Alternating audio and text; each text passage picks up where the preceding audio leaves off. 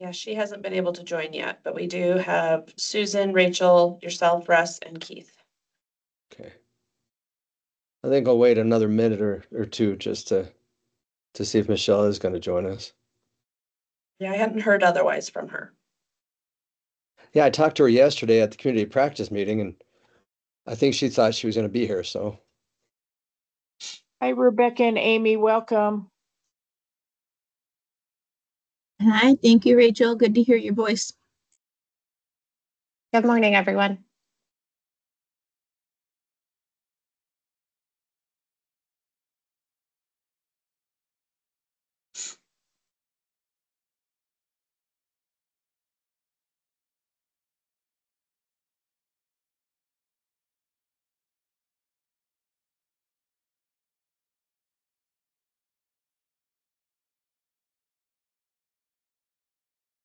Hi, Joseph.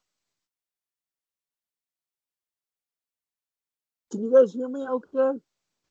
Yep, I hear you, Joseph. Awesome. Just gonna go shut our door up here.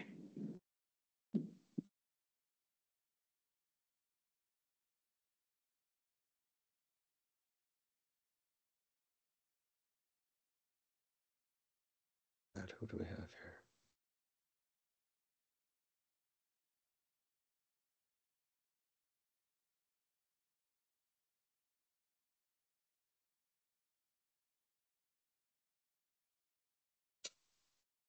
Well, I'm going to go ahead and call the meeting to order.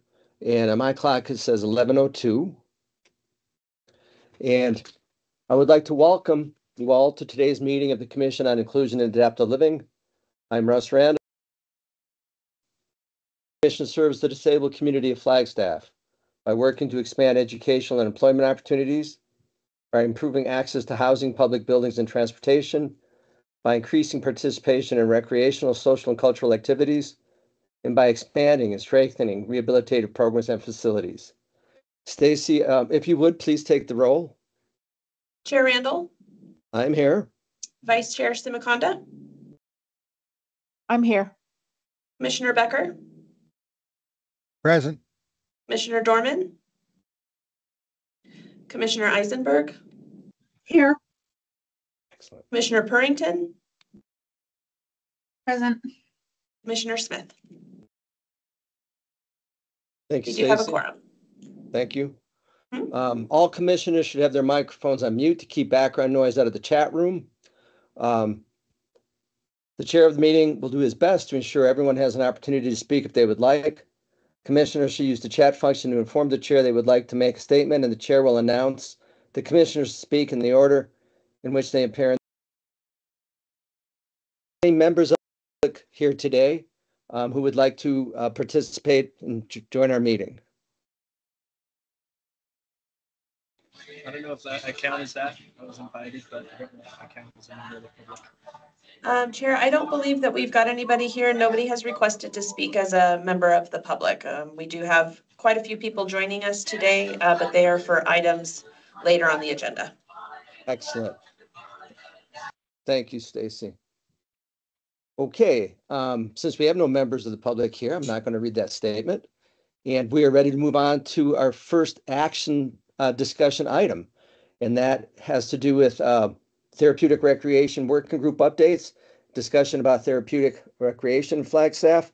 And I think, Susan, I'll kind of let you take the lead on that. Yes. So yes, we, let's see, but let me back up really quick. In May, we formed the informal working group for therapeutic recreation on behalf of the commission.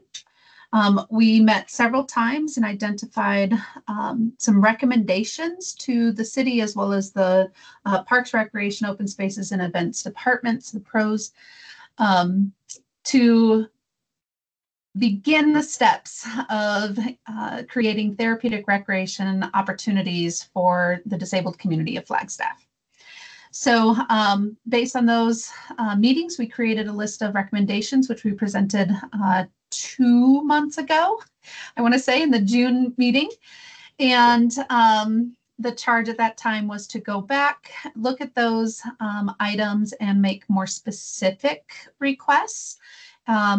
So we did attempt as a informal group to get together. However, it was very challenging due to the summer. So we did draft a letter, submitted it to the individuals who participated in the informal working group, and received some feedback from that group to refine the letter. So we do have a draft that we can share today and discuss whether or not we want to continue to refine or to continue to accept the letter as is and send it to the council. So Stacy is sharing, thank you, the letter. You may need to blow it up a little bit more though. And Russ, would you like me to read the letter? I think so, please do. Okay, I am going to actually bring it up on my screen separately because that is still pretty small font for me. Sorry, so just be one quick moment. Where'd it go? There it is. Okay, so on behalf, well, dear Honorable Mayor and City Council members, on behalf of the Commission for Inclusion and Adaptive Living, I am writing to request your support for enhancing inclusive and therapeutic recreation opportunities for the disabled community of Flagstaff. Based on recent meetings of our informal working group on therapeutic recreation, we have identified several recommendations that we believe will significantly improve the quality of life for our disabled residents. The recommendations have been sorted into actions we believe are achievable in the short, medium, and long term. Our recommendations are as follows. Short-term goals, and we identified 6 short-term goals now. Oops. So the first one, support the presence of this commission through information tables at pros and city events throughout the year, such as the Concerts in the Park series, to gather insights from the disabled community. Support may include providing financial support for the development of marketing materials, physical supplies such as tables, chairs, etc. Number 2, consider hiring an inclusion coordinator for pros and or the city to support ADA, universal design, and inclusion for the recreational needs of the disabled community of Flagstaff. 3, provide training, professional development for pros staff on inclusive programming, sensory-friendly events, and accommodating individuals with disabilities. We suggest partnering with organizations such as the KIBAB Behavioral Services, Northern Arizona University's Parks and Recreation Management Program, and Welcome Care for trainings. 4, conduct a comprehensive community survey to better understand the needs and preferences of individuals with disabilities and their families regarding therapeutic recreation services in Flagstaff. This could be done in collaboration with High Country Adaptive Sports. I realize I need to spell that out, or as a follow-up to the PROS facility survey. PROS program, for example, ice skating, rock climbing, rec sports, group fitness classes. Trails, playgrounds, and facilities, for example, Aquaplex, J. Lively, Montoya Center, and Youth Center, to be more inclusive and accessible. 6, explore synergistic relationships with the planned Indigenous Culture Center at Thorpe Park for shared use of spaces. The medium-term goals. Increase funding for therapeutic recreation services through partnerships with organizations that can apply for grants, such as the AZ Community Foundation and United Way. We also recommend exploring the Arizona waiver programs as potential funding sources for specific therapeutic recreation programs. 2, facilitate professional development opportunities for PROS staff to obtain the Certified Therapeutic Recreation Specialist credential through partnerships with NAU's Parks and Recreation Management Graduate Certificate in Recreational Therapy Program. Further, we suggest to explore the Arizona at Work's Incumbent Worker Training Program to receive reimbursement for existing staff to gain job-related training. 3, collaborate with the Parks and Recreation Management Program at NAU to create opportunities for inclusive recreation programming. 4, expand therapeutic recreation programming by leveraging existing and new partnerships with organizations like High Country Adaptive Sports, Ability 360, and Arizona Disabled Sports. 2 long-term goals: allocate resources to update and reopen the previously dedicated therapeutic recreation building, the McPherson House, to provide a centralized hub for therapeutic recreation services. And 2, consider creating additional positions to support pros, such as certified therapeutic recreation specialists and inclusive services specialists. We believe these recommendations will greatly enhance the inclusivity of our city's recreational offerings and improve the quality of life for our disabled community members. We kindly request your support in implementing these initiatives and would be happy to discuss them further at your convenience. And thank you for consideration and continued commitment to making Flagstaff an inclusive. So at this point, are there questions or conversation that need to happen around the letter? And thank you, Susan. And I see we do have, we have 2 members representing pros here today, right? Correct. And we also have Truman Schoaf, who's from High Country Adaptive Sports. And I would encourage all you to join in our discussion as well. I think I see Rachel's hand up. Hi, Susan. I just had a question about that first medium term goal. Can the city apply for grants, or how would that work? Because we're a city entity and obviously PROS is as well, but can municipalities apply for grants? Yes, we My can. understanding is that they can, but I'd let a city person respond. And I heard a yes, you can from somebody. Yeah, we do have the ability to apply for a variety of grants. Awesome. Thank you.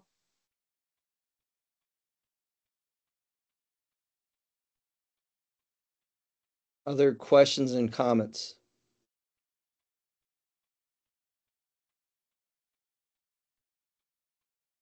So I guess I'm going to I would ask. like, Go ahead. sorry, I didn't raise my hand, but I would like to hear from Amy, Rebecca, and Truman how you guys feel about the letter. You guys hear me? Yes. I could just go first. I mean, I was on the informal group that kind of helped not draft the letter, but give ideas about it. And I think it's a really good start. We're just from High Country Adaptive's perspective, we're really excited to be able to offer more inclusive recreation to the local community. We've spent a lot of time focusing on Phoenix because that's our ski program and that type of stuff. But we've already started working with the city on programming. So we once a week work with a micro school in town that has 2 kids going to the school with on the autism spectrum, and we provide we go to Aquaplex and use their facility to provide rock climbing and use their gym at no cost to us or the students. And so this is a really good start to bring back what we had before 2008 in the city. And I think it's short-term, long-term goals for how we can do this as a commission. Thank you. And then I see someone has their hand up. That's Amy. Amy, thank you. Thank you. Thank you. Yes, just like Truman was also a part of this subcommittee working group, so we could help kind of draft some of the language that was just presented. We have, and we wanted to categorize this into what are some of those short-term, maybe more simple goals that we could, as a group together, connect and move forward, knowing that some of those medium and long-term goals may take funding or may take some more substantial changes to put into place. One thing that I know that we recently discussed is because PROS does have just kind of an in general survey out and available to the community. And it honestly does not have any questions revolving around inclusion or accessibility, but I could see that coming in subsequent surveys because we do need to continue to survey the entire community, especially with our 4 recreation centers, and then start to incorporate our outdoor spaces too.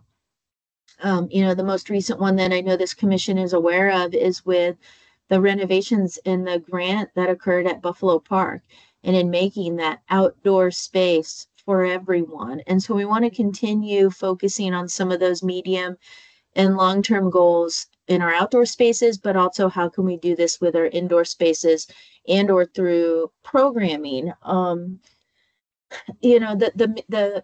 The staff piece of this, and in regard to therapeutic recreation, that's definitely is in that medium or midterm type goal, because that's going to also take an interest level from staff and in pro staff, that is, and ensure that that is in a category of recreation that they not only have an interest in but are also passionate about, and how can they bring that envelope into their specific recreation center where they might work, or through partnerships with someone like Truman's group with High Country Adaptive Sports and any others. So it's really exciting stuff. Definitely appreciate this opportunity and can ensure that we can allot time to starting to work on some of those short term and then hit some of the bigger goals on this. We unfortunately, this was coming together right after we were ending our free concerts in the park series on Wednesday evenings, when the weather would agree with us. But to us, that could be a real simple way to get some of the word out about some of these TR programmings that exist today, and how can we work together to start to educate the rest of the community on anything that is available, and incorporate pros division with that. Thank you, Amy. I see another hand up. That's Rachel. Rachel? Yes, I know you had a comment. Do you want to go ahead? Well, I would, yeah, and I took the survey that I think the same survey that has gone out with regards to pro services. And I saw that there were really no questions about accessibility or inclusion on that survey. And I'm kind of curious as to why. Sure, I can answer that. It's our first survey to do at all. And it was really, we needed to focus this initial survey community-wide to those that were willing to take it to just the 4 recreation centers. And for this group, some of the things that we're hoping to glean from this survey are hours of operation, days of the week that the facility is open to the public, programming that is offered today. Is it meeting needs? Is there something that we're missing? The mark, that to me is an opportunity for that's something that we're missing. That's the great time to comment on or take the survey and introduce, gosh, the city's missing this, or they're missing this programming. And then I think we can start to fine tune it. We really needed to start wide, and then we're going to, I'm sure, have additional surveys in the future that are more specific. Thank you. And I understand that. And since hours of operation or hours that sites are open is one of the questions, I do have a question about that, because as I went through and I looked at when Hal Jensen is open, I see that they're not open on the weekends. And Jay Lively, I see, has public skating for 3 hours on Saturday, but none at all on Sunday. Joe Montoya is not open on the weekends, and the Aquaplex is not open on Sunday. So I kind of question, I'm not sure why that is, especially as we want to be as accessible to all folks in the community as we can be. Agree, Russ. And so that is the feedback we need from any and every community member. All 4 recreation centers were closed during the onset of the pandemic. And then as we are getting back open, some of them opening sooner than others, especially with the ice rink and with the multitude of youth hockey sports and figure skating and ice skating sports that we program there. plus filter in some of those public skates. That facility opened sooner. And then as we got these other three back in, this is why the timing was right for us to send out this survey. And let's start to find out, what do we really need to do through these 4 recreation centers to serve our community best in the entire community? So again, that's why this survey is honestly pretty a large landscape and real in general. And then we're going to need to start to fine tune it. Even if there needs to be surveys that are recreation center specific, we can do that. Thank you. Rachel, you have a question. Yeah. So my question was going to be much like Russ's, but I have some concern and recommendation for the letter. I think that you're missing a wider scope of people, and this commission represents inclusivity. And I don't think that that's shown in this. And so I personally would like to see something about inclusion added in here, because the 82-year-old grandma that wants to go to the Aquaplex but can't do that because of all the kids there, that sort of thing, there should have been reached out to them as well so that they could take the survey. This right now is specific to differently abled people, but this commission is pushing the efforts for inclusivity and adaptive living. And so, that's my comment. Okay, Susan?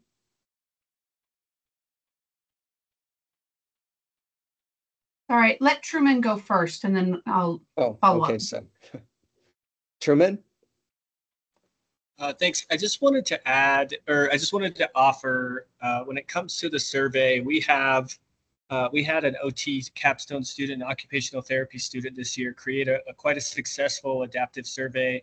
And it's kind of more focused on like outdoor recreation in Arizona and trail access. But I just wanted to note, or have it be noted, that we're open to helping create that survey. I'm sure Susan is too, with Welcomed Here, but we've kind of created those surveys for the disability community, and we can help like integrate that into the next survey as they come, if that's needed or wanted. And Susan? Yeah, okay. So I have one question about, are there any restrictions to how long these letters can be? No. Great. Then I'm going to suggest that in addition to these recommendations, that I provide some further definitions to inclusive recreation and therapeutic recreation that will help Rachel address who is included in this big scope of expanding these services. But I was worried about length because we were already at almost 2 full pages. And so I wasn't quite sure. Would that be satisfactory? I think that would be perfect, personally. Yeah, I do too. And this is Russ. And Susan, I think the letter is excellent, as it is.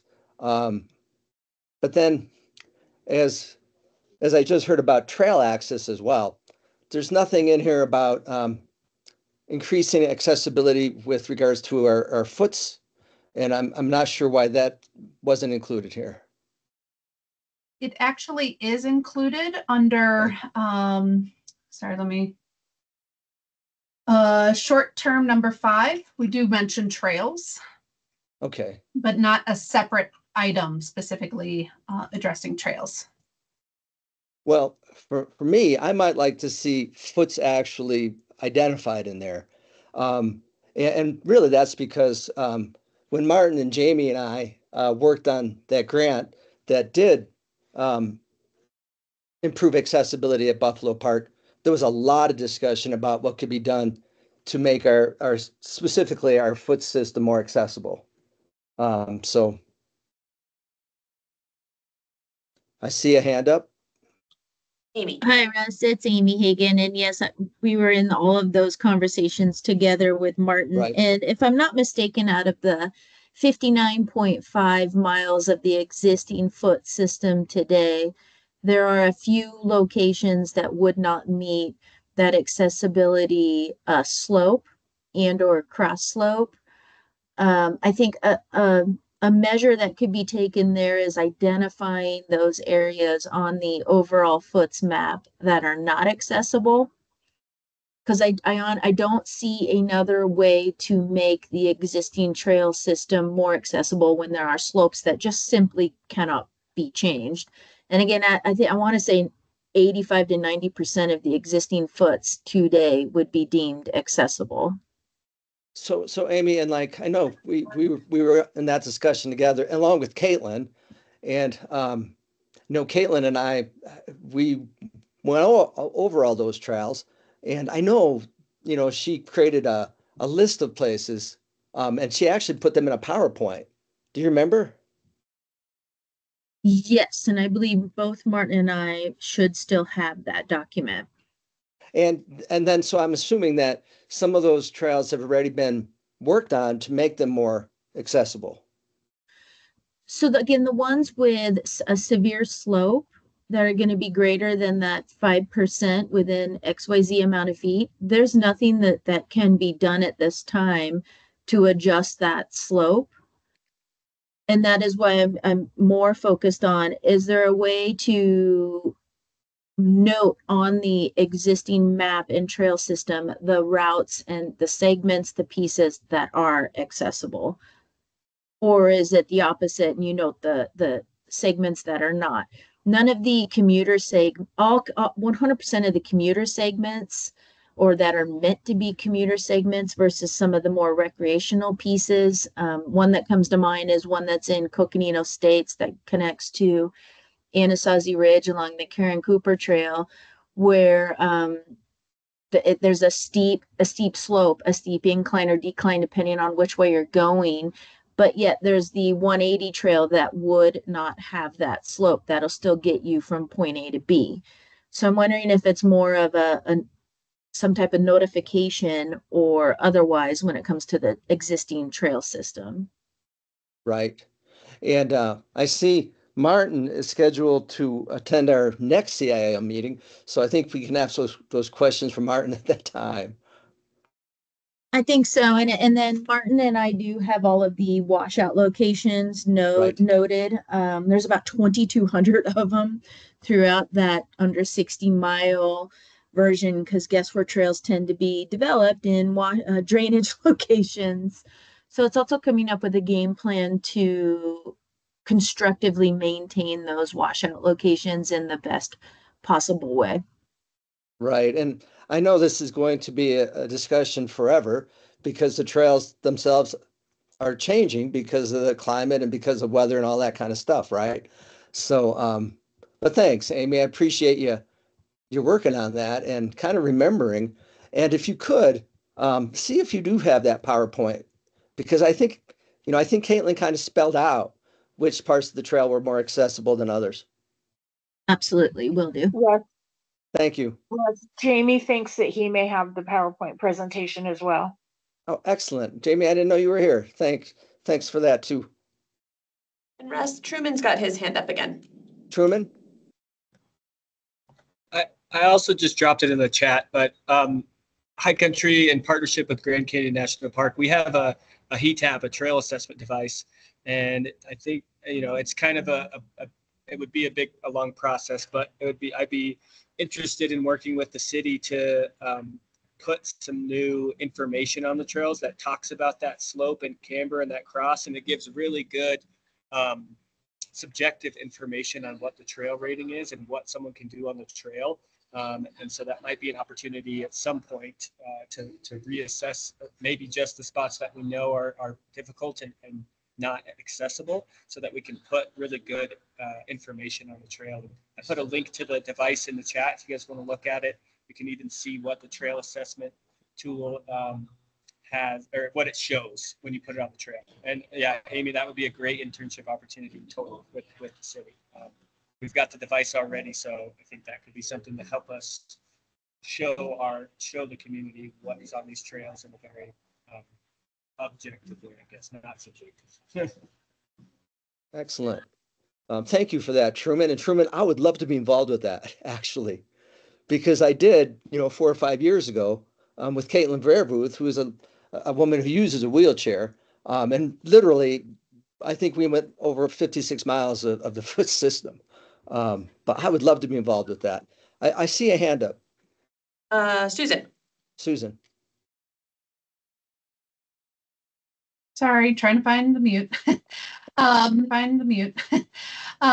Yeah, going to mention Truman's device, and then Truman raised his hand right after I had raised mine. So thank you, Truman, for mentioning it. I do think that that would be an incredible opportunity for students in our Inclusive Recreation Services course to potentially be out there learning how to use it, learning how, and potentially going out into the community and actually doing the trail assessments. So as part of that recommendation of partnering for improving or increasing inclusive recreation programming, that could be one of those elements. That's an example of a great community-based learning opportunity for our students. And sorry, I just put my NAU hat back on. The second thing is there are some really fascinating new trail system codes.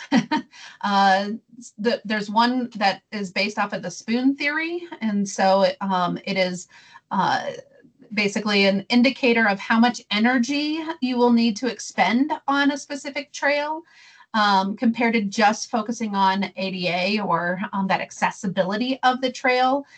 Someone who might not need the trail to be accessible still might need to know the information about how much energy they'll have to expend walking the trail or navigating it with pushing a stroller or something like that.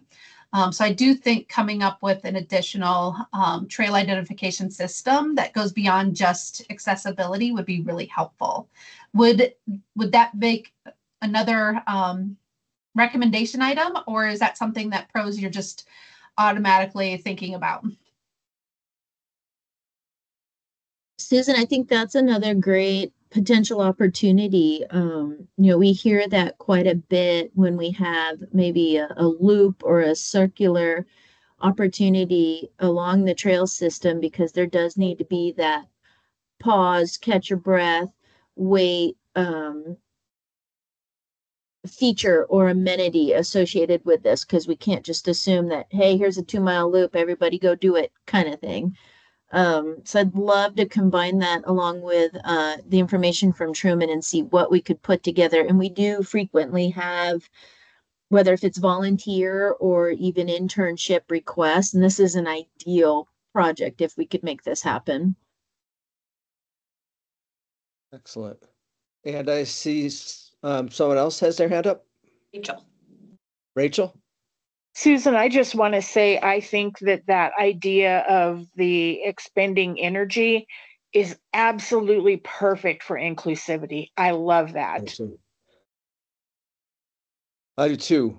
And thank you all for that discussion. And Truman, I learned something. I did not know that we have such trail assessment devices in place. So Truman, I'm going to ask you, will you be able to come back to our meeting next week or next month? Yeah, what's the date? I'll look at my schedule real quick. It is September 25th. At the same time at 11? Yes. Yeah, I can be there for that, yes. Because Martin, who is and I think Martin is still in charge of kind of the foots, right? Correct. I would love for him to be part of this discussion about the trail assessment and that. So, Amy? Sure, thank you, Russ. So Martin would lead any efforts on the planning of the foots and or maybe potential capital delivery of new foot segments, and then Pros maintains all of the existing foots. But I think having Martin at a table as a partner is always a good idea when we're talking about the foots in general. But then probably along with you, Amy, right? Gosh, I hope so. So are you able to come back and be at our next meeting? I can, yes. Excellent. Well, we're going to invite you both because we'd really love to have more discussion about this. So, and thank you all. And Susan, so I guess we are not going to be sending the letter quite yet to council, right? Accurate. So I've taken some notes. I've included adding the definitions into the letter, as well as a separate measurable item of this inclusive trail identification system. Do you want me to expand on that, Amy, to make it really clear, or do you want me just to provide that quick discussion we just had? I think if we could do that quick discussion we just had, that would be great. Okay, thank you, great. Susan. And Russ, would it be most appropriate for me to send this back out to the informal working group, or are we at the point where we can just bring it back to this commission next month? Well, I think that would really be a judgment more of the informal working group. But I think make your adjustments and maybe get it out to us so that we can read it before the meeting. And then I think we probably will have it as an action item and act on it next month. Okay, I will do that. Thank you. But then Thank you. Maybe with one other thing, because and this is maybe just kind of a pet thing for me, but hours of operation. I truly would like to see the sites open on the weekends, maybe especially the Hal Jensen, just because that's when kids could access it when they're not in school. But I don't know, something maybe more for us to discuss too. But okay, anything else with regards to our therapeutic recreation working group update discussion? Thanks, folks. That was a good discussion. A lot of information shared there. Next up, I see we have the Observatory Mesa Trail Plan presentation, and we have Sylvia here. Hello, can y'all hear me? Yes, I can. All right, great. I'm Sylvia Struess, and I work with PROS, part of the open space, the OS part of PROS. And so we manage Picture Canyon, McMillan Mesa Natural Area, and Observatory Mesa Natural Area. Thanks, Truman. He put us at the same the same stone wall. And so I've had Truman here to help us talk about this issue a little bit. So I'm going to share my screen real quick. Hopefully it will let me do that. There we go.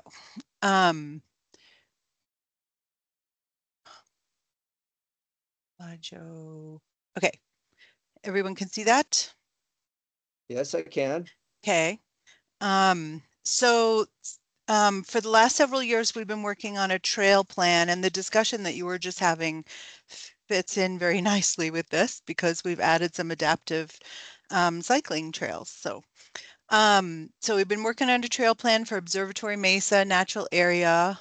If you're not familiar with where that is, this is a map of it. Downtown is to the right. BNSF Railway and Railroad Springs are to the bottom, to the south. A1 Mountain Road off of I-40 is to the west or the left side. And the Cheshire and Fort Valley neighborhoods are up at the top. We are, so just as a little bit of background on Observatory Mesa, it was purchased by the city in using 2004 bond funds. There is a conservation easement on the land, which requires us to preserve the land for conservation purposes, while also providing passive recreation. Flagstaff Trails Initiative, whose mission is to take Flagstaff trails from great to extraordinary. So you might want to have FTI involved in your other discussions too. Did a public survey which included 120 comments about Observatory Mesa, distilled down to these 5 recommendations. So construct a new stacked loop system so that when you go out to Observatory Mesa, you can do loops. Connect the Fort Valley area to Observatory Mesa. Adopt some unauthorized trails on Lowell property as part of the trail system. Evaluate unauthorized trails, whether we're going to close them off or adopt them. Okay, and so to do the trail plan, we had to do 2 things. One was identify strategies to preserve the area and wildlife habitat, and the other was to propose a new trail system. And the goals for the new trail system are to get community feedback and look at like what are the best ways to build trails so that they're sustainable. Reduce the impacts of motorized use in the, that's GOMA is Greater Observatory Mesa area. Address the unsustainable and unauthorized trails that are up there, provide a variety of experience based on what the community wants, and to improve safety and signage up there. Because if you've been up there, you know how easy it is to get lost. So we had to look at cultural site protection. There's not a lot of archaeology at Observatory Mesa, so that's not a big issue. There are a fair number of springs and cattle and wildlife tanks that are up there. Some sensitive areas such as goshawk nesting.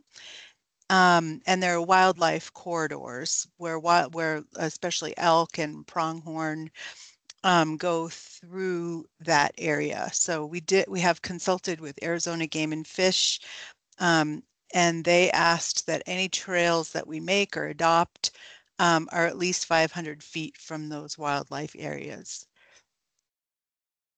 And we've also partnered with U.S. Forest Service and Lowell Observatory because, as you saw back at the beginning map, it's checkerboard with Forest Service and City and Lowell Observatory.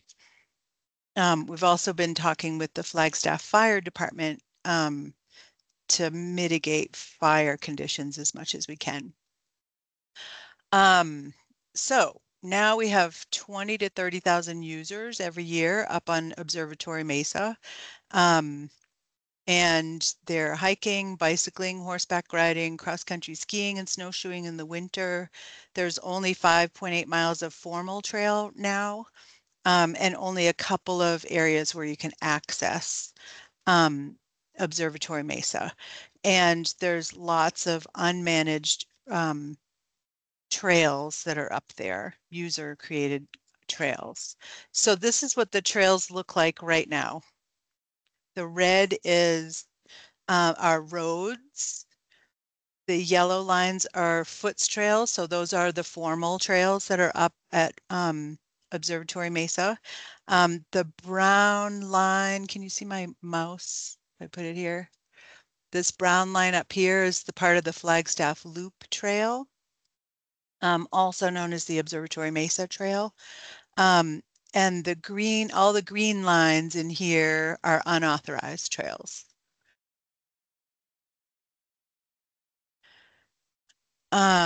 So I'm going to skip over that part. So here is the first trail design that we came up with, which included, let me move you guys over here, included over here at the Lowell property, all of this kind of double green line here was adaptive cycling trails, which are at least 40 inches wide. And Truman, do you want to talk about what an adaptive cycling trail looks like?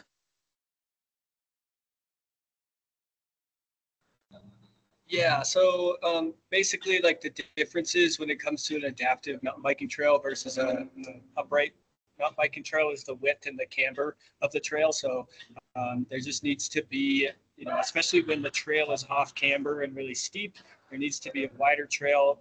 Most of the adaptive bikes running on these trails are 36 inches wide at the most. And so they need to be a little bit wider so they don't tip over, because they're all 3-wheel bikes. So they don't tip over when they're on turns and on berms. So the berms will be shaped differently. There's actually a whole standards out there from Kootenai Adaptive Sports. I can throw those into the chat if anybody's interested, but basically it just makes them wider and bigger berms, taller berms, so that adaptive cyclists can ride on it. The trail is still extremely fun for any bike rider. It just allows for more inclusivity in trails. And I believe you'll probably talk about it, Sylvia, but with most of the trails are going to be at 36 inches. So not all will be exact adaptive standards, but we kind of struck a deal with the trail planners to make most of these trails accessible, even if they're not 100% adaptive standards, but make them wider so our bikes can go on them. Yes, that is true. I think we saw someone's hand up. Yeah, that's Rachel. Hi. Hi, Sylvia. I would like to talk about that ADA trail. Do you Okay. guys have a parking lot planned that will be ADA accessible for that? And then my second question is, I have never known anything about this. So how will this get out to the public, and will there be signage on the trail to show that it's ADA accessible?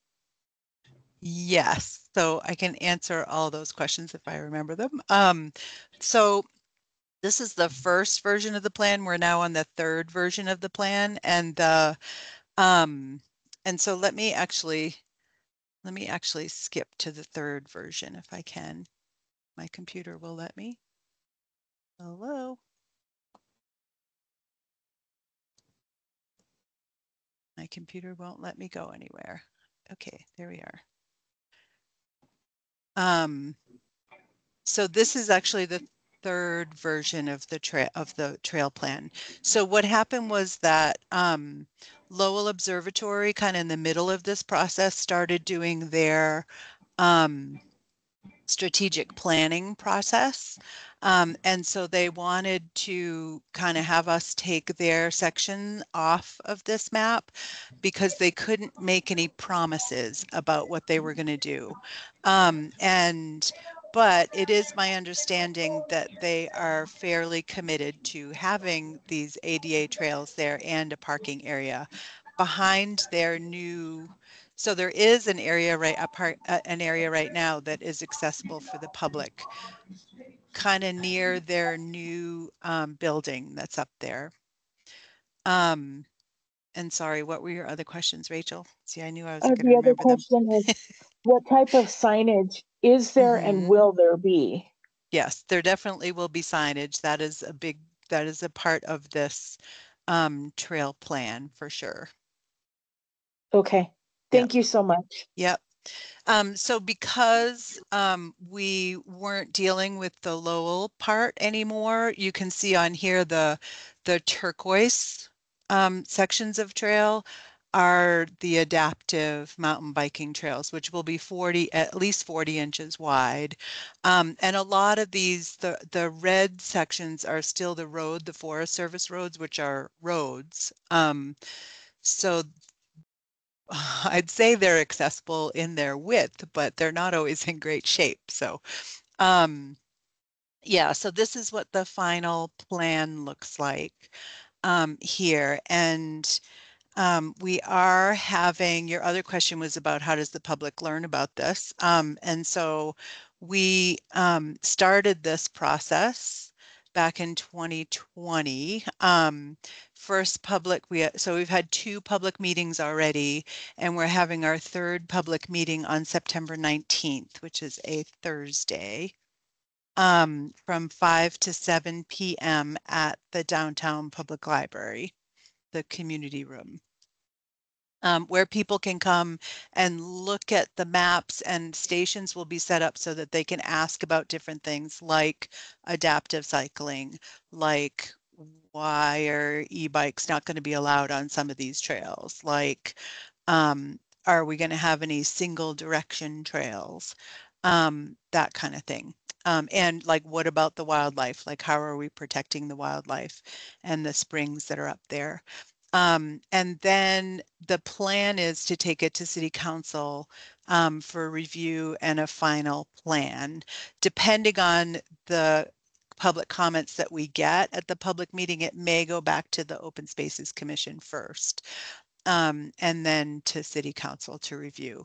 And then, so once that happens, then the process of actually doing the plan can begin, which will definitely take years to do. So I'll stop sharing that. Any questions, concerns? I just wanted y'all to know about that. And participate in the public meeting if you can. There also will be a public, so we're sending out actually on Friday 4,500 postcards to all of the neighborhoods that surround Observatory Mesa. We'll be sending things out to anybody that's ever given me their email address. Um, and and putting it up on our Facebook and Instagram pages. And there will be an online community survey as well with a link to the plan, and then to answer particular questions about, like, just to gauge community support and any other concerns that they have. So it'll be an online survey as well, which will be open until about a week before we actually take it to City Council.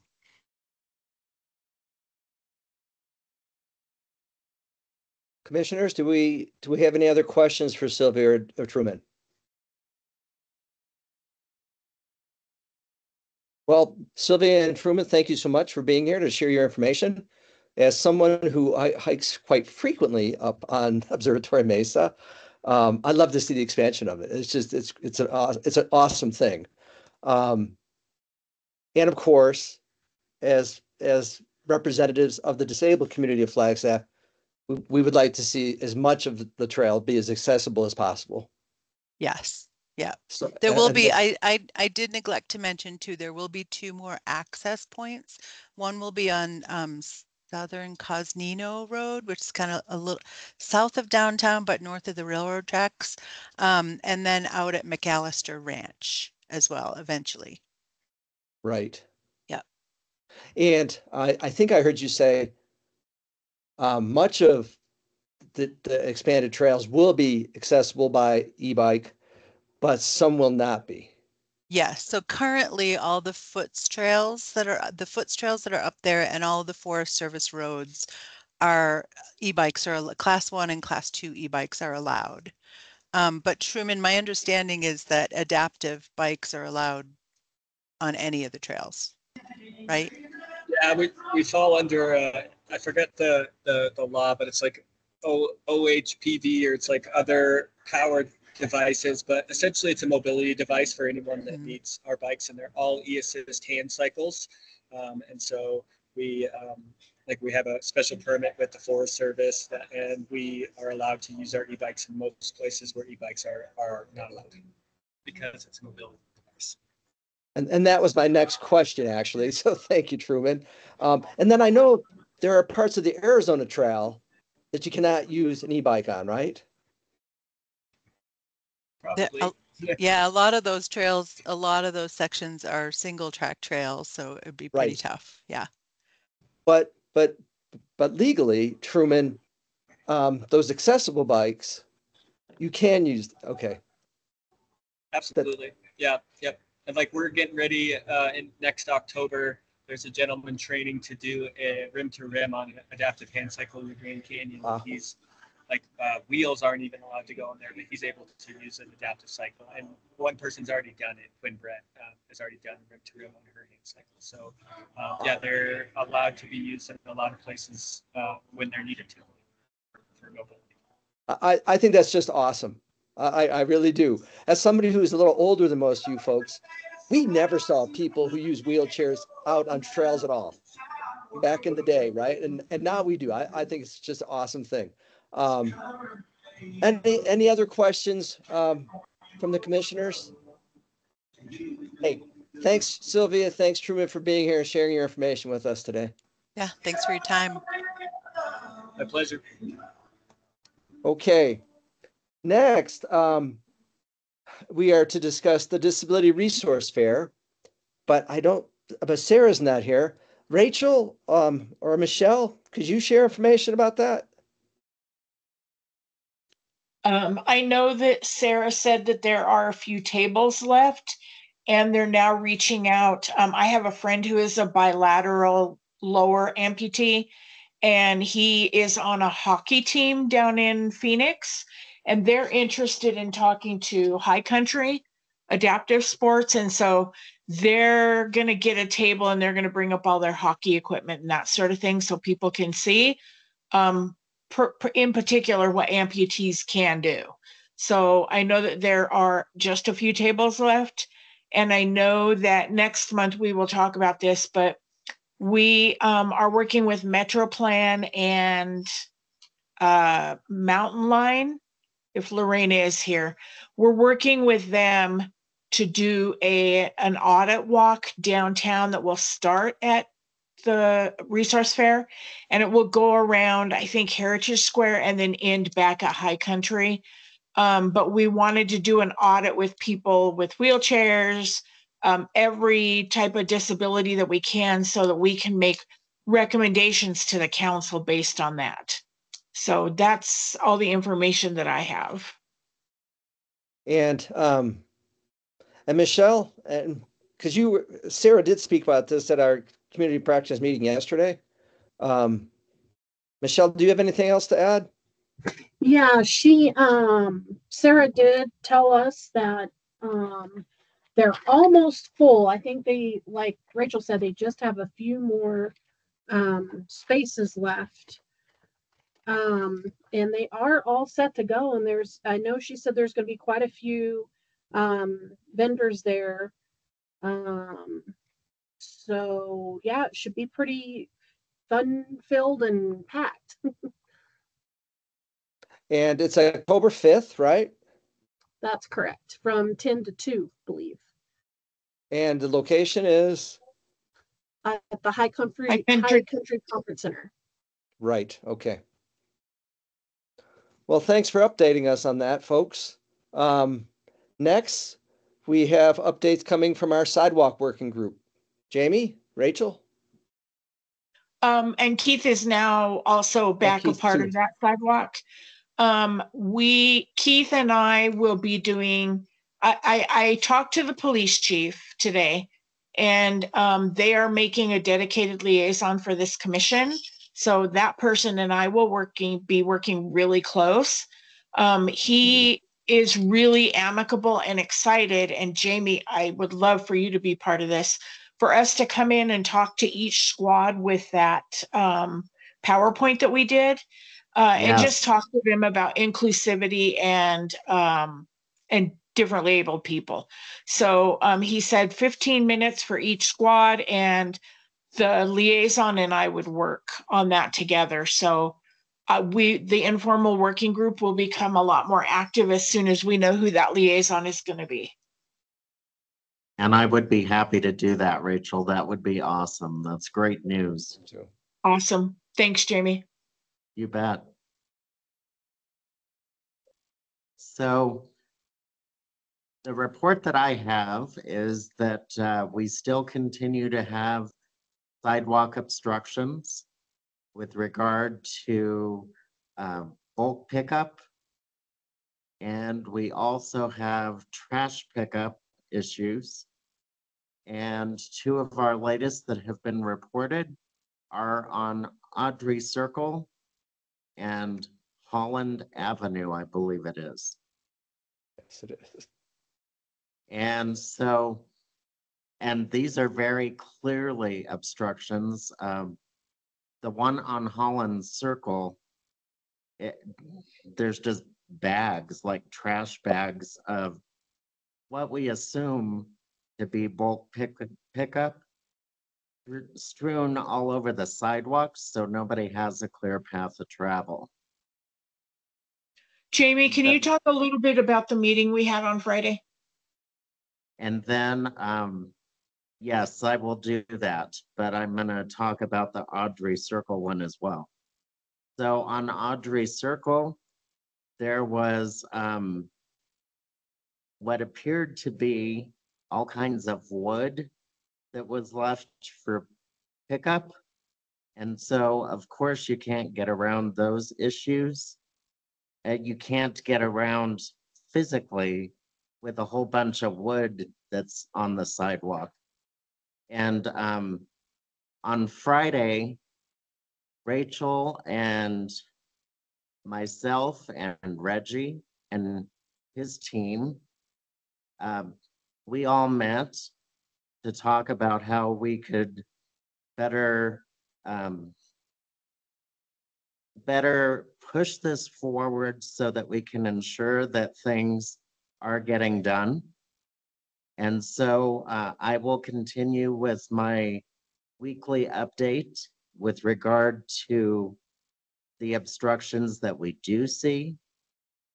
Again, I do implore you folks, please, if you do see something throughout the community of Flagstaff, let us know, because there's no way that Rachel and myself can be in all areas of Flagstaff. So please let us know if you have any areas that need to be addressed.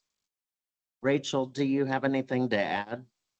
I do. I just want to say that I know that people get frustrated because it seems like code compliance isn't really doing anything. But we found out a couple of things. First of all, I'm going to encourage everybody to be patient with them. There's only two and a half of them actually, because Reggie is not out on the streets all the time. But they have assured us that I think they said within 24 hours, everything that Jamie sends them gets addressed.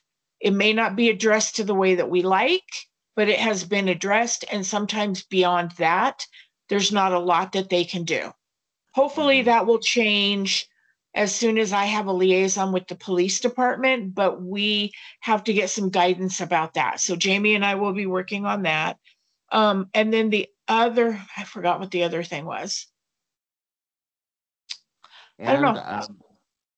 Reggie and his team will also be an active part of this committee, the sidewalk committee, to address these issues as well. So we will be having regular meetings with them as well, which I really appreciate that relationship, that openness to want to work together, you know, because this really truly is about making Flagstaff universally accessible for everybody.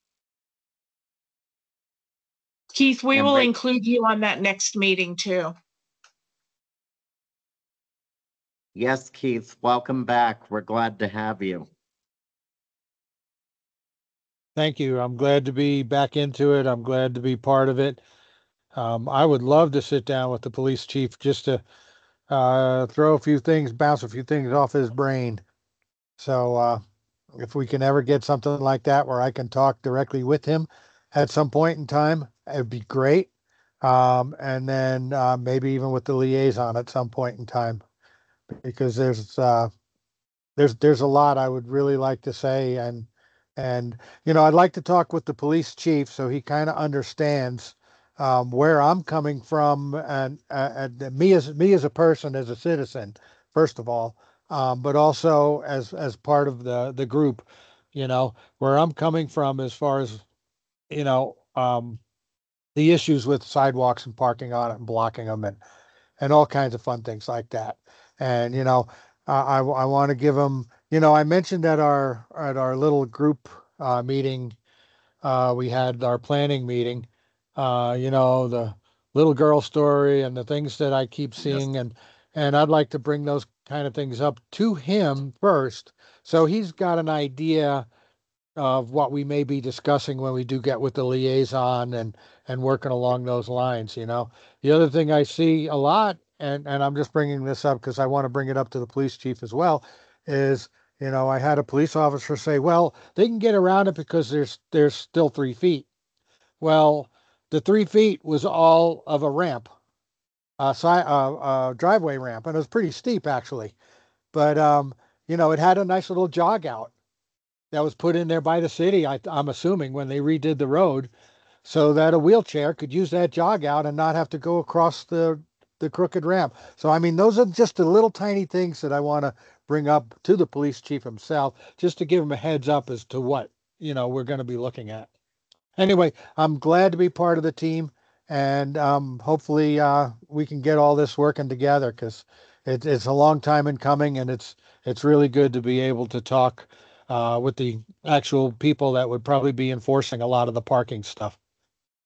And Russ, Keith, I is it do okay? have, Go ahead, Jamie.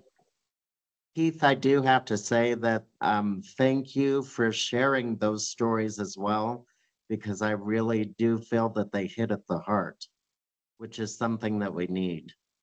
Yeah, and I mean, the police need to understand it could have been a police cruiser that almost hit that little girl, Right. and so it's not just us, it's not just the citizens. It could also benefit the police if we do something about, parking on sidewalks. Anyway, thank you. Russ, And since Rachel, this will kind of tie into it, is it okay if I do my liaison report? Absolutely. And Jamie, you Okay. too. So we'll just, yeah. Okay. I have So, one more oh, thing to add, Rachel, if you don't mind. okay. No. I'm excited about this because people are being proactive.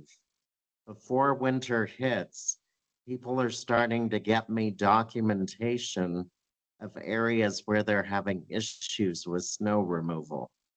So I am gathering all of that. I have it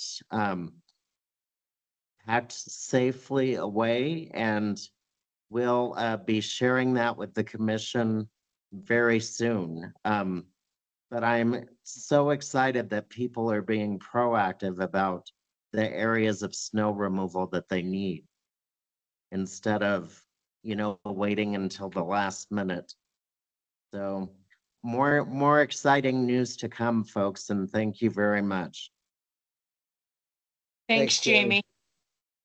So, as part of the sidewalk working group and Jamie and I working closely together, this morning when I talked to Chief Connolly, he will be at our October meeting, and he encouraged each and every one of you that are commissioners to reach out to his office and make a 30 or 45-minute appointment with him.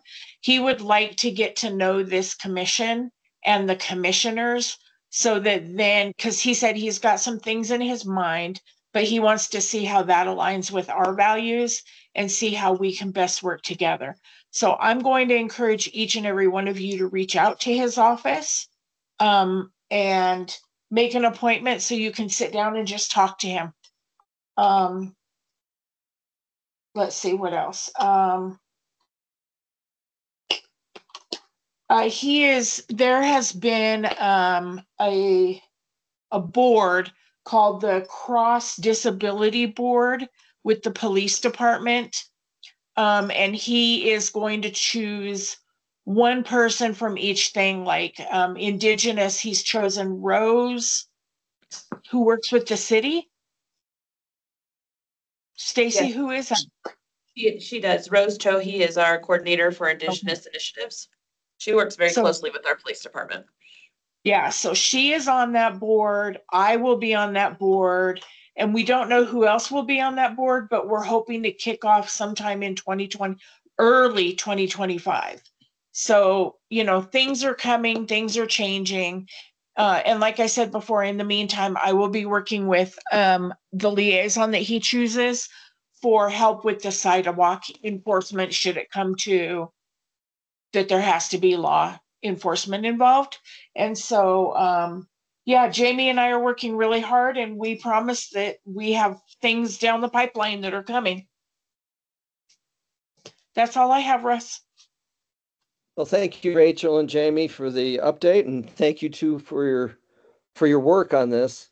I think sidewalk accessibility is going to be an issue forever, because things change, right? And new people move into town, and residents don't know where their bulk trash and and how to get their snow cleared and all that kind of stuff.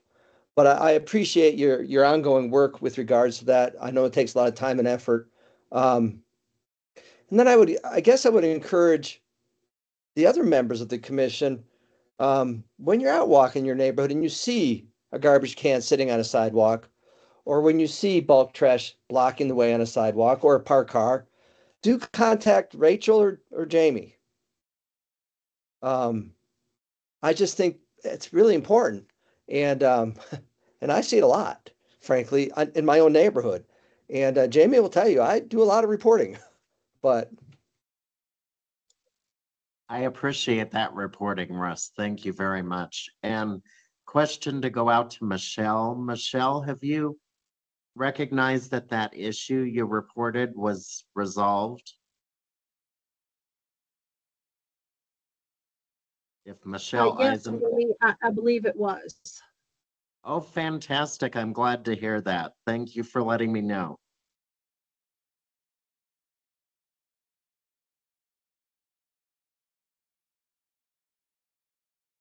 okay, good to move on. Rachel, I think we are next to have a discussion regarding festival accessibility.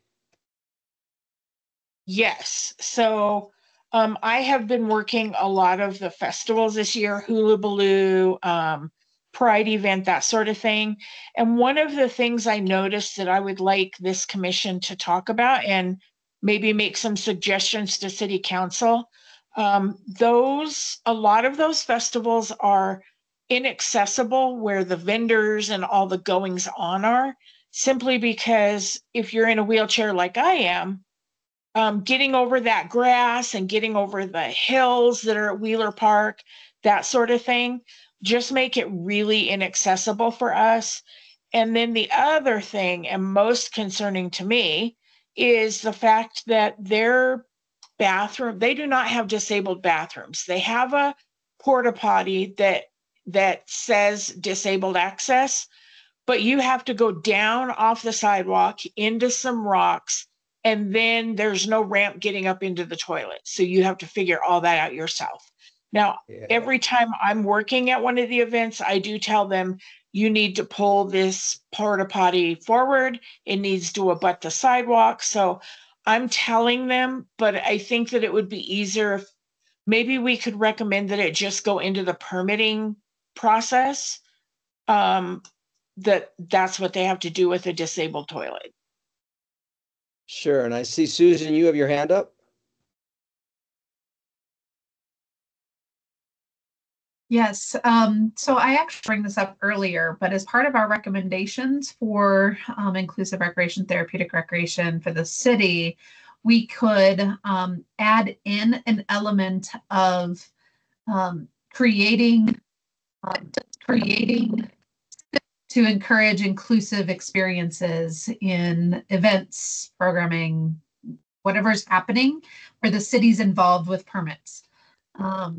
Having an inclusive checklist, for example, that would allow an event planner to think differently about their events would be helpful. And there are existing inclusive practices around events too.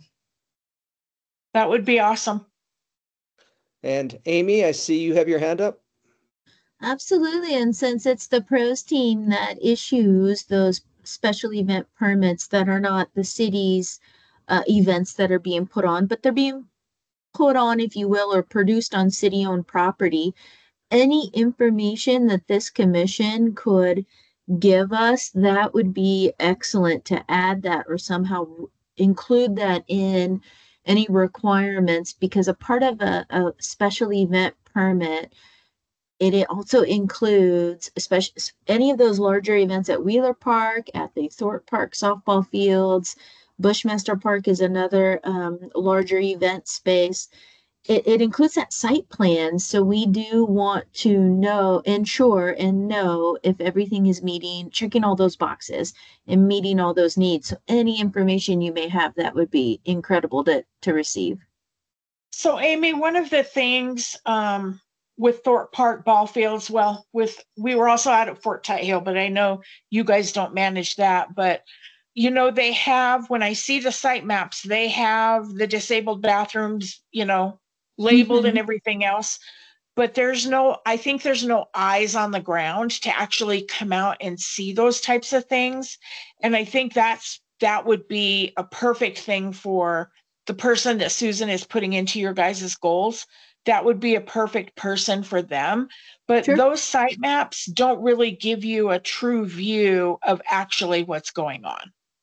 Agree. And those site maps are a part of their permit process, but if we as city staff don't approve someone's site plan until they relocate, say, portable restroom units to an area that is identified as this is going to work, then we can hold the permit holder accountable to Okay. ensure that they are placing these portable units when that trigger occurs and they're needed for that special event, because maybe the number of attendees is larger than what is already available at that location. And some locations like Wheeler Park does not have permanent restrooms. So it'd be great to know that, so that way we can respond that way on their application.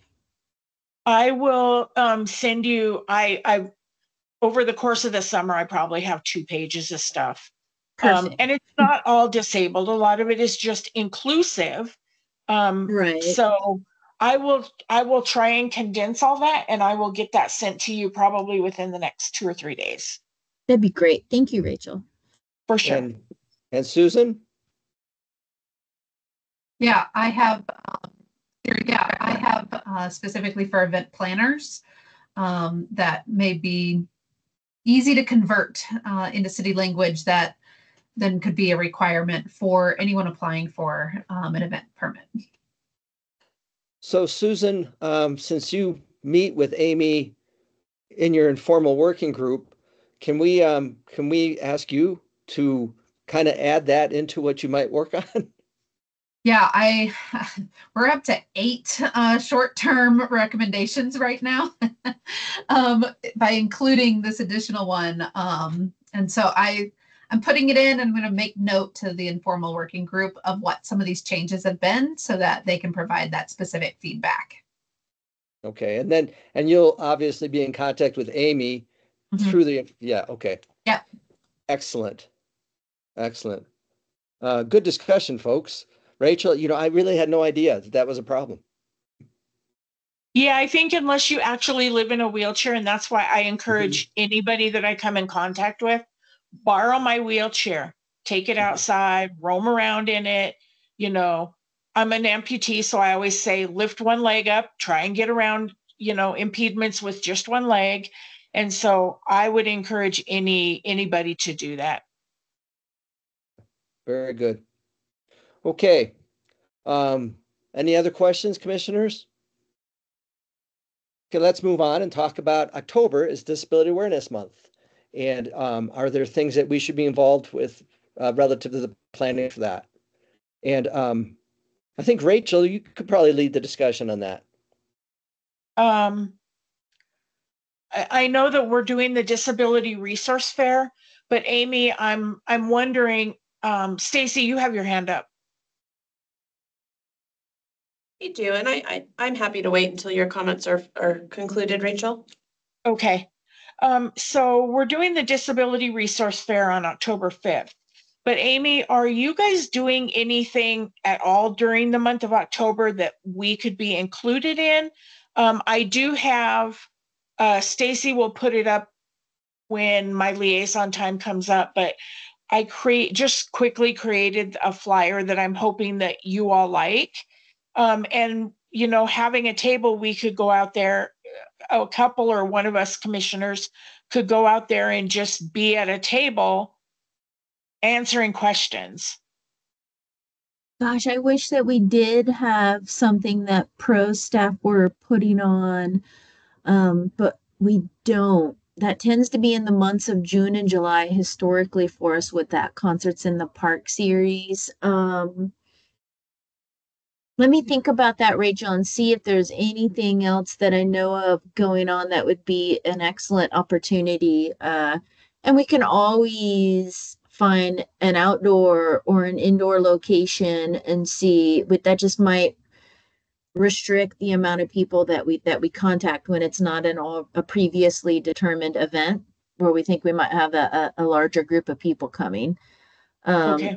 The only thing I know in early October that is not, it's permitted on city property and it's at Wheeler Park would be Oktoberfest. But other than that, I'm not aware of any other special events that month. Okay. I appreciate it. And I will look forward to an email if you do find something. You got Susan, it. and I are probably going to be in contact with the information that I'm going to send you anyway. Okay, But perfect. Russ, weren't you going to send a letter to council about Disability Awareness Month? I haven't been directed to yet, Oh, okay. but I can. We can put that on the agenda for September as an action item. And I can obviously write a letter and send it out to you through Stacy for Okay. to look at, and then we can actually act upon that in September. Is that kind of like what the commission would like me to do? I think that's what I'd like you to do. Let's hear from everyone else. I'm good with that. I like the way you write. You write some good things. Yeah, Yes, sometimes. And Susan, you do too. I mean, no, this we got some really good people in this group. Better than me at writing things. So I'm going to look at you guys and lean on you guys when it comes to that.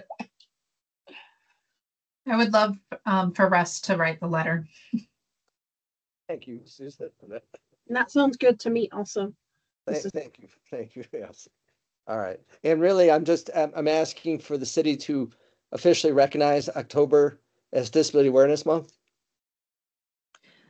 If I can jump in, I was going to just mention that we had already discussed having a proclamation done at a city council meeting. We actually have a meeting on October 1st, so it actually lines up really, really well with the month. And so I think that we can, the mayor had already mentioned it. So if we have a proclamation already kind of put together from perhaps last year, we'd be happy to, maybe we can revisit that next month to see if there's any changes we want to make. And then we can submit that to the mayor with a request that be presented on the 1st. I don't think that we need a letter to ask for that. I think that that's something that we can just collectively do as a group. Yeah. Sounds good. And thank you for that, Stacy. Save me Stacy? from doing it again, but go ahead, Rachel. Stacy, during that October meeting, what is the likelihood that our commission could have a table with information out in the lobby so that once it's proclaimed, then we can be out there to answer any questions? Sure, we can certainly arrange for that to happen. Another thing that is frequently done is folks that come in to receive proclamations leave informational items on our back table, which is the table that people see when they first walk into the chambers. So that might be another opportunity. I just want to put out there, just knowing what I know about council meetings, I don't know that you'll get a whole lot of traffic because once people are in, they're kind of there to sit and meet and hear those items. But we're welcome. We can certainly accommodate a table with some information. And if you want to have somebody there, I think we can make I that also happen. like the idea of the back table. Yep. And that's really just an opportunity to leave any flyers, pamphlets, information for folks to kind of grab as they come in or go out. Okay. It would be nice to see as many commissioners as we could get there the day that we ask for that so that we can get a picture. And so, because I created a flyer, but I couldn't find a current picture of the commission as a whole. And so that would be amazing to get something like that. I could then change the flyer if you guys like the flyer. Yeah, and I think the other thing to add is that having that in-person attendance is always great. The council enjoys that, but it also will give you an opportunity if somebody wanted to speak, the mayor is usually very open to allowing, do you have a couple of comments to make about, Disability Awareness Month? I think it would be a good opportunity to also remind the public that the Disability Resource Fair is happening later that week as well. Jamie, I'm pointing both fingers at you to be there with all of us as well. I was just gonna ask if it was appropriate if I could be there. So, you all know that this commission is in my heart. So I know that currently I'm not a voting member, but I am a liaison and I would love to be there on October 1st. And this is Michelle. This is at what time? Thank you. You read my mind. So it'll be October 1st. The meeting starts at 3 o'clock. And then we typically do those proclamations towards the beginning of the meeting. Yes, and I think Lorena, are you with us, Lorena? She wasn't able to join us today. Okay. But Joseph is, and Joseph, we'd love you to be there too. And Russ, I had an idea. Where's it about located something. at so I know what I'm doing? Russ, where's it going to be located? It's City Hall. The city council meeting on October 1st at 3 p.m. Is there any way I can join virtually, or is that not an option? We do have a virtual option, and I'd be happy to share that information with you so you can join virtually. That would be great. Transportation is a little bit more complicated for Joseph sometimes. It is, because we don't have a van, and I don't know what my mom's regardments would be. And what's really neat about our setup in chambers is that we have a video that allows you to turn your camera on, Joseph. So you'll be able to be seen not only by the council and the public, but you'll also be able to, be part of that. We can arrange to have that picture kind of include the commission that's there personally, but also anybody that might be attending virtually. Okay, good. Thank you. And then Joseph, as always, when you speak with the council, you should always remind them who your favorite teacher was. But that's okay. number one teacher in history, Mr. Randall, please. Thank you for that, Joseph. Okay. Yeah.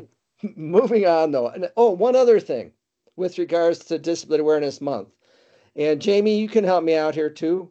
But I know, I think it's Kim Austin with Metro Plan. She is trying to plan a Flagstaff accessibility walk.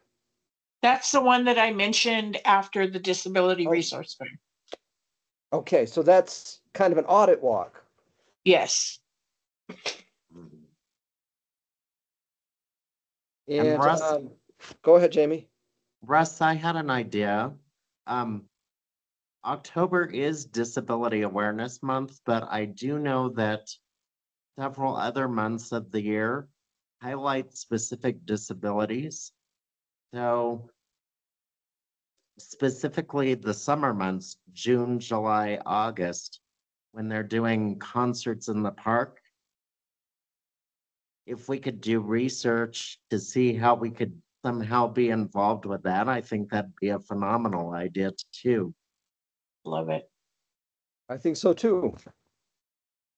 Kind of in an educational way, right? Right.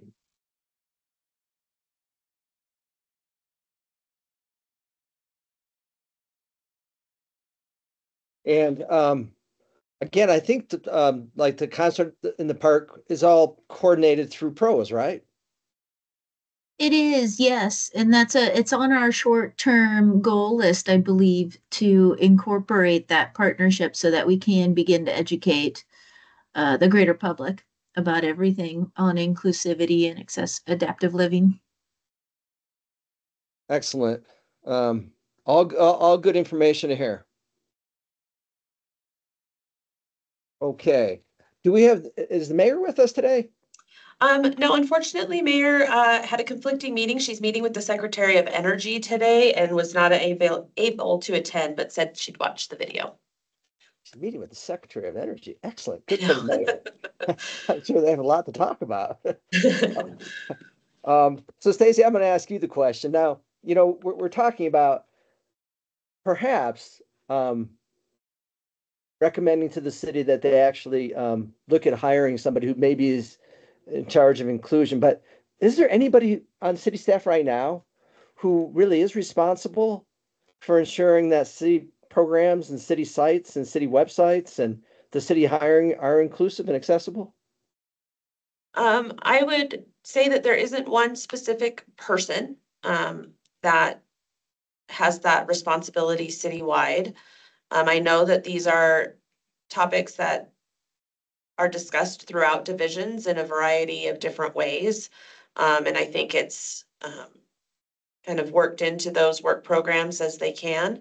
I can speak just from experience within my division. We oversee the website, and accessibility within the website is something that we've been looking at and trying to find ways to improve and working with our providers. So again, it's kind of housed individually throughout each division and how that relates, but we do not have a central point of contact for the city as a whole. Thank you for sharing that. Rachel? Stacy, you may kill me for this, but, and Susan, you might too, but Susan would be a perfect person to help with the website because she knows the colors and all that sort of thing that are absolutely ADA accessible. And so I don't know if I can speak for her, but I think Susan would be a great person to help if that happens. I would be happy to share Susan's information with our website folks as a resource. Maybe we can just compare notes and such. It is a large undertaking, but we also have been coordinating with our website provider who has accessibility specialists on their staff as well. So we'll continue to engage and reach out to Susan as needed. And most likely you won't need to based on what you just described. I was going to ask if they have an accessibility specialist that they are working with for all the 508 compliance. Yes. Compliance. Well, and I believe, and Jamie, you can help me this as an old commissioner, but Sean Kugler, who works for NAU, I think he works in disability resources, but he did come in and work with folks on helping the websites to be more accessible. I can confirm that, Russ. Absolutely. Now that's been probably 3 years ago. I want to say about 2, actually. But and since he helped before, I'm sure he would be amenable to helping again. Right. But and since Absolutely. He knows both of us, we have an in. That's right. Thank you. Keith? I will keep that in mind. Keith, I see your hand is up. Yes, I would be willing to also help out with the website if at all needed. I've been in the printing industry for a long time. I know it kind of looks good and all that. The accessibility part of it is all about the way the type is and the way like a screen reader can read that type back to a person.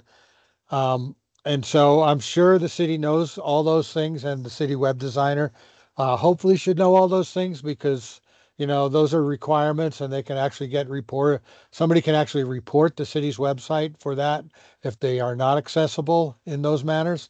So I am more than happy to help work with people with the city, at least briefly, to kind of look over it and give any kind of suggestions they may want.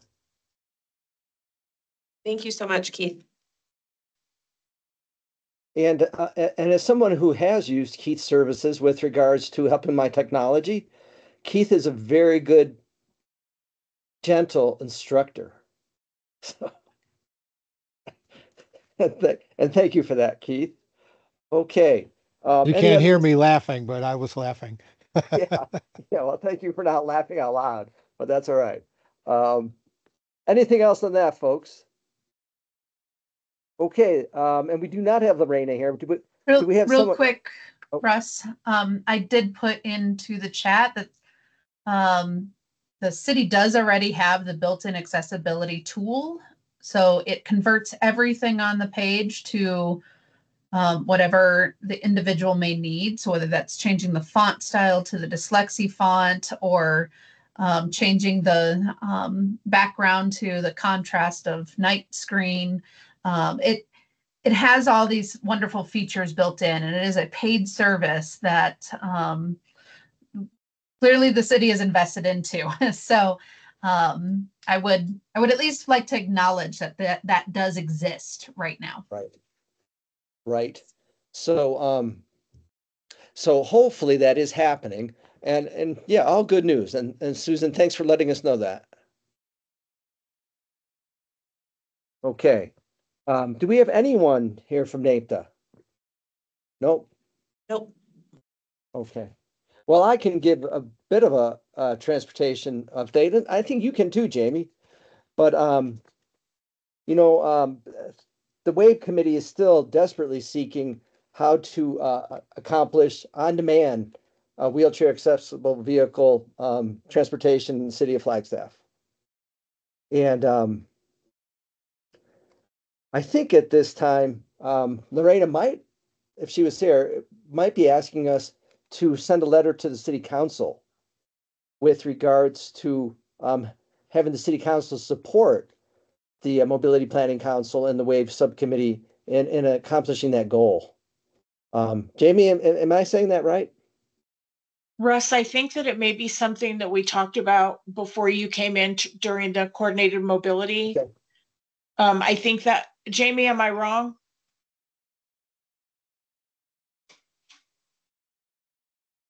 That is right, Rachel, because I remember that day, I believe you were having internet issues, Russ. Yes, I do. So I have already done my letter of support as a writer of the system for the WAVE committee, the Wheelchair Accessible Vehicle Committee, and the importance of that need being met. And so I'm super excited that I was able to provide that. Along with that, she was looking for commission support. So a letter of support would be welcomed from this commission for the Wheelchair Accessible Vehicle Committee. And I think that's already happened, actually, because I also think that the Committee of Practice Transition team composed and sent a letter of support as well. Yes, I do believe that that has happened. But I'm not sure if Lorena would still like to have this commission send a letter to the city council asking for their support. That's the way I understood it. The more support we could get, the more that would be welcome. So from this commission too, I don't see it hurting anything. I see it being more of a benefit. Rachel, would that be your recollection too? Sorry. Yes, that is my recollection. Okay, so I'm going to suggest that on our next commission meeting, and as an action item, we will have the potential for sending a letter of support to the city council. I'm making a note. Thank you. Thank you. Okay, Joseph, as youth liaison, do you have anything to update us on? Mr. Randall, I totally forgot. I totally forgot for you to give me some notes. Do you have my notes? I don't. I know CCC is going to do a career fair on October 9th at CCC. And then I know at Flag High, there's going to be a college and career fair, primarily geared towards young adults and adolescents. And I think that's on October 2nd. I believe so, yes. Michelle, So maybe you're probably confirm that. Yeah. Michelle, can you confirm that?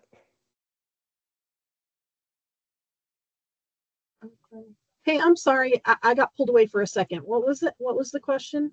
The Career and College Fair Flag High is on October 2nd, Correct. From 5 p.m. to 7 p.m. and all are welcome. Yes. And Coconino's Coconino Community College's Career Fair is on October 9th. Yes. Let me check my email real quick because I'm not sure about that one. Yeah, before I say yes. And Jamie, I would really like to meet you in person, and Rachel as well. I would really like to meet both of you in person or on Zoom, or on whatever app that you have, because you guys are really doing a good job all this. Hopefully we will see you at the city council meeting, and maybe we can meet after that. That would be nice. Okay. And yes, it's October 9th from 11 to 1 for the CCC Career Fair. I don't think we have anything else in my notes. Okay, thank you, Joseph. Yep. And then Jamie, I think we've already heard your update as sidewalk liaison, yes? Yes, I have nothing further to add at this time. And Rachel, do you have anything to add with regards to parking liaison update? I do, but this should have been talked about at the Disability Resource Fair section. And so I sent Stacy a flyer. I quickly put it together. I am 100% open to changing anything. But I was hoping that that would be what the mayor and I could give out at that Disability Resource Fair in October, and possibly even going forward from that. And so this is the flyer. Oh, I see. I need to do some work on this. Yeah, and I don't know if it came across to me correctly. I may not have the full access to see this, so I will print it out to see what it comes out like, and then it looks like I may have to shrink a couple of things. So I will do that if it doesn't print out correctly. So basically the flyer is City of Flagstaff, the name of our commission, what our purpose is, what the city's purpose is on the left-hand side. And then I said, please contact this commission with comments on how we can help you enjoy what Flagstaff has to offer. And then to the left of that picture is the contact information specifically for this commission. And that picture actually was taken last August when Adam Shimoni and I did the walk across 4th Street. And Martin Ince was there. A bunch of community members came out, our bikers. Keith and his wife were there. I was there. Russ was there. So that is just a picture to kind of give a glimpse of how diverse this commission is. And Rachel, what a handsome group of people. Right? Right. So Rachel, I don't know. Do you want Keith, because Keith does, used to do this for a living. Do you want Keith to kind of help you make it all fit? I want Keith to take it over. Well, Keith, can you help with one or the other? But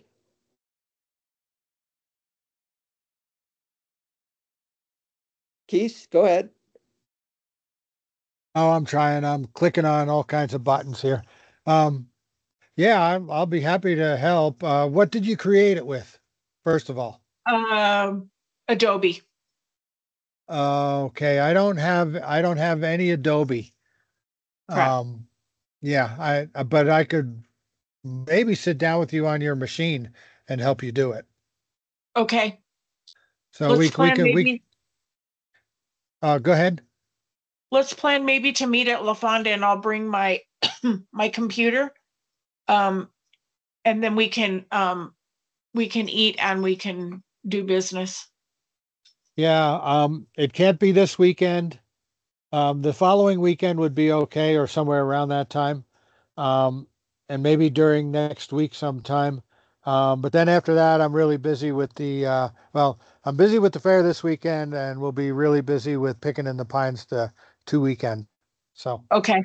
but let's Okay. get together and let's see what we can do. Okay. Sounds good. And that That's- picture doesn't look like it could be August. Everybody's got jackets and stuff on. If we got jackets and stuff in August, we're in trouble. Yeah, no that's kidding. true. I think it was more like October or something along that line, but Okay, folks, anything else, Rachel? Nope, that's it. Okay, next up, we have time for staff participation. Stacy, you have information to share with us about our timeline. Yeah, so I did some work after our planning meeting. I sent some information out. Thank you, Russ, for putting together a really nice kind of recap of the items we talked about. And so from that, I built out a kind of a working calendar to try to kind of schedule out our items as we work through. We've got so many things that we want to address and talk about. So trying to schedule that appropriately. I did send out kind of a draft of the working calendar with my last email, but I wanted to just kind of show where we're at right now. Because as we've moved through this meeting, we've added quite a few things just to our next meeting. And so I think trying to manage all of the different items. So for next month, we've got the presentation from Metro Plan. I think based on our conversation at the planning meeting, the pedestrian walkways and signaling devices conversation is kind of a high priority, and we should make that definitely hit that for September. I wanted to ask this group if the Snow Heroes update could potentially be moved to October with Stephen, just given that we want to have that conversation about the trail assessments with Truman and Amy, and then we kind of continuing to have these discussions about the therapeutic recreation, as well as the support letter for the WAVE program. If everyone's Stacy, okay moving that, that would be great. is Stephen in his office? Because I sent him an email asking about Snow Heroes and I haven't heard anything back. He may be on vacation. We're just wrapping up the conclusion of our summer break, and so it's quite possible. I don't work in the same building as Steven, so I really don't know. Okay. I'm happy to try to fit these all on our next month's meeting, but these could be some pretty hefty topics to consider and discuss. What do we think about moving Snow Heroes program to say November in order to compile all of that stuff and then talk to him just as the snow starts flying or possibly a snowstorm down? Sure. I don't know what happened to the rest of my working calendar. Susan, Yeah, we Susan could has her hand up. easily fit that in November. Okay, and then Susan has her hand up as well. Oh, go ahead, Susan. I was just gonna comment that November might be too late if we're trying to get Snow Heroes on board with whatever their ask is. So I do think maybe the October meeting is the most appropriate. I would actually agree with Susan on that. And it's no small part because if I recall, last year's Snow Heroes program was a pilot program. So Correct. I assume this year will not be a pilot program, but maybe will be expanded. Last year's Snow Heroes program was really open to folks, only open to folks who had already asked for assistance with regards to snow berm removal. But I'm not sure if this year it'll be expanded for more folks. So I think October would be a good time for us to talk with Stephen about that. Great. Yeah, we'll move that to October. Anybody else have any other commissioners have any comments or discussion with regards to the working calendar?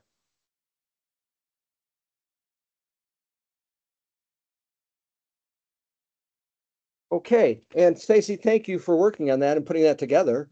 And I know that will be kind of an ongoing job for you to do. So, but thank you. I do have one other question for you, because I remember from our planning meeting, one of the things I think Keith brought up is that he found the city website where you can actually report sidewalk accessibility violations. He found that to be either not functioning or not functioning very well. Russ, when Yes? when Jamie and I talked to Reggie and his team last week, they said the best way to send citizen complaints is to directly email them. To directly email Reggie. Correct. He likes what this commission is doing and he wants us to still be reporting to Jamie, but when we're talking to the public at large, give them either his, Kevin, or Robert's email. Okay.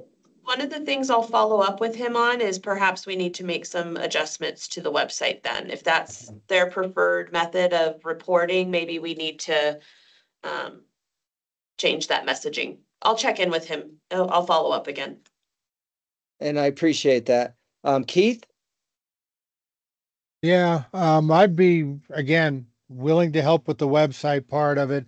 I found the city's website a little bit difficult to navigate, to find things. I've mentioned before, I thought it would be really nice just to have one page that had all the links to the different sub departments, where somebody could get to hit one page and then drop down into the other departments. And on that one page would also have some very nice reporting information, whether you do it through the tool or whether you do it through direct emails and things like that. I found the tool to be very clunky, and you have to join it. You have to become a member of it.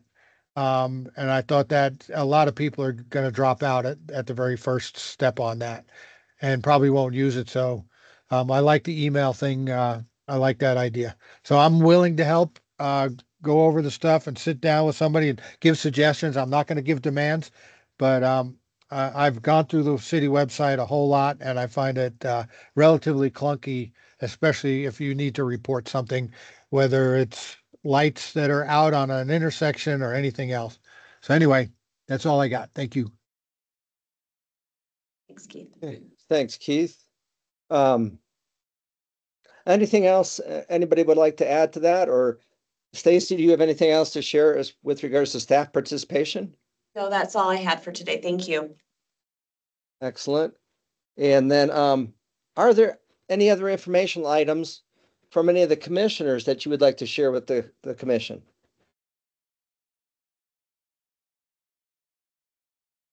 Come to Picking in the Pines.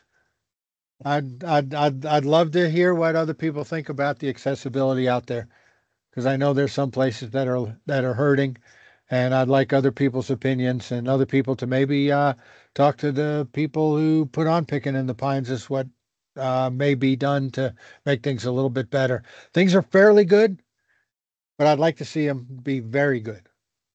Right.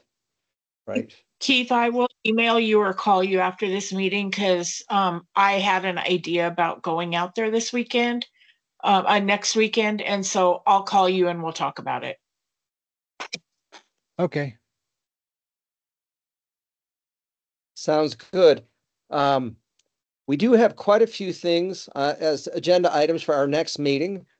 And Stacy, like you said, Metro Plan and pedestrian walkways and I think accessible trails. And that probably involved Truman, Martin, Jeff, and Amy, I think. Correct. And then I think we should have on the agenda a discussion about perhaps a Flagstaff inclusion coordinator. Okay. As a discussion item. And then as an action item, the potential waive letter to the city council about support in acquiring or achieving wheelchair accessible on-demand transportation. The leadership of our commission should be on there as an action item. Okay. And I think that's kind of what I have, Stacy. Great, thank you. Quick question on the letter of support to council. I seem to understand that Lorena may have already been working on kind of a draft letter Or is that something that you'll be creating, Russ? Well, I think she was working on a draft letter, but I've done a couple letters of support for that, so I'm not sure if I remember which was which, honestly. Okay. But I will reach out to Lorena though. Okay. I just want to make sure I agendize it correctly. And if you do chat with her, if she's got something or is putting something together, if possible, send it to me in advance of the meeting so I can include it in the agenda. Otherwise, we can do like we did today and just display the letter and discuss it at the meeting. So Okay, great. sounds Thank you. good. Commissioners, are there any other things that should be on our agenda for our next meeting?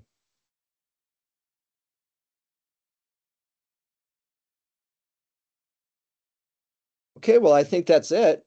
Goodness, folks, we covered a lot today. We did. We We really covered a lot did. today. But and thank you all for attending, and thank you all for your ideas and for your discussion. And I am going to adjourn the meeting at, I think, 12:55. I have. So good job, everyone. Thank you. Thank you, everyone. Thank you. Thanks, everyone.